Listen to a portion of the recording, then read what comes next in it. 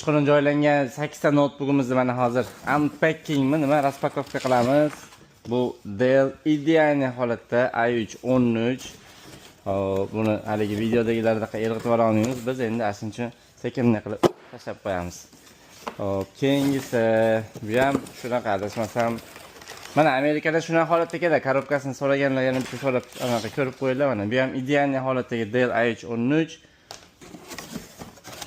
Bunisi esa mana Asus Core i5 13. Mana shu yerda mana ozgina qirilgan joyi bor. Atak ideal holatda boshqa joylarni. Bosilmagan bo'lsa kerak, birinchi marta men bosyapman menimcha. Asus VivoBook Core i5 13-pokoleniya. Bu ham to'liqroq parametrini alohida yozib qo'yamiz yoki Telegram kanaliga tashlaymiz. Bu yoqqa o'tib ko'rib olsanglar ham bo'ladi. Bunisi esa adashmasam gateway bo'lsa kerak. Ha, mana gateway ekan. Bu ham yangi bilan bir xil holatda turibdi mana.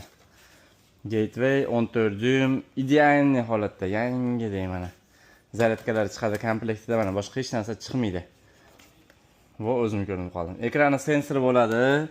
Bu notebookimizda Core i5 12-avlod отпечаткали mana yozib qo'ygan 10 soat deb yozib qo'ygan. 10 soat ketadi batareyasi degani. Ko'rasizlarmi? 10 soat ketar ekan. 512 GB xotira. Buni ham operatikasini hozir to'liqroq Telegram kanaliga yozib qoldiramiz yiqilib tushdi. Bu Asus Core 5 120U mana menga ham yozib qo'yibdi. Bu ham hozir holatlarini ko'rsatib qo'yay. Yangi oldimmi yo bu oldimmi deb o'ylanadigan darajada idealni bu mana shu zaryadchi komplektda chiqadi mana bu yer kir ozgina mana. Atak idealni holatda bu ham yangi bilan adin vadin. 180 gradus ochiladi. Idealni stanoy rangda, eng so'nggi deyarli eng so'nggi protsessorlar bilan jihozlangan. Xo'p, maqtaydigan nimasi bor ekan? Maqtaydigan buni operatikasi 16 edi, 512 xotira.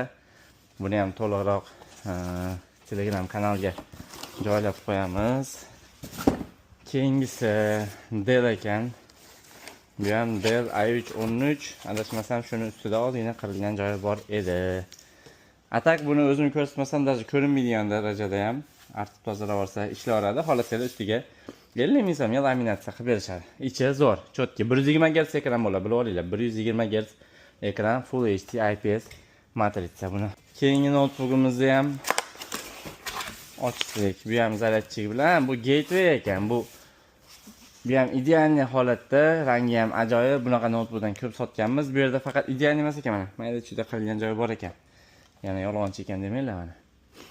Bu ham mana ichi ideal ekan zato klaviaturalari yangi deb turibdi. Touchpad ham pastda ishlatilmagan, отпечаткали bo'ladi. Buni ham olib ishlatsanglar bo'ladi. IT-ga, tradingga, buxgalterlarga bemalol to'g'ri keladi. Mana. Nakleykalar orqasiga qo'yib qo'yibdi. Xo'p, bu notebookimizdan 2 dona bor. Mana ikkinchisi ham shunaqa. Xo'p. Mana gateway. Bunisi bundan ko'ra yaxshiroq ekan sostaviyasi. Buni kichkina qirilgan joyi bo'lsa, bunda qirilgan joyi ko'rinmayapti.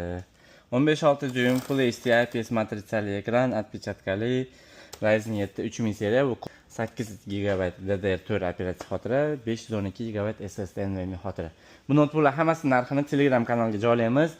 Tayyor turinglar, bugun kun bo'yi rasm, parametrlar bilan to'liq Telegramga joylaymiz. Shu va shunga o'xshash notebooklar Notebook Dunyosi kanalida, kanalimizga obuna bo'lib qo'ysanglar, ajoyib notebooklar kelib turadi. Orada aksiyalar ham qilib turamiz. Like bosib, do'stingizga yuborib qo'yishni ham unutmanglar.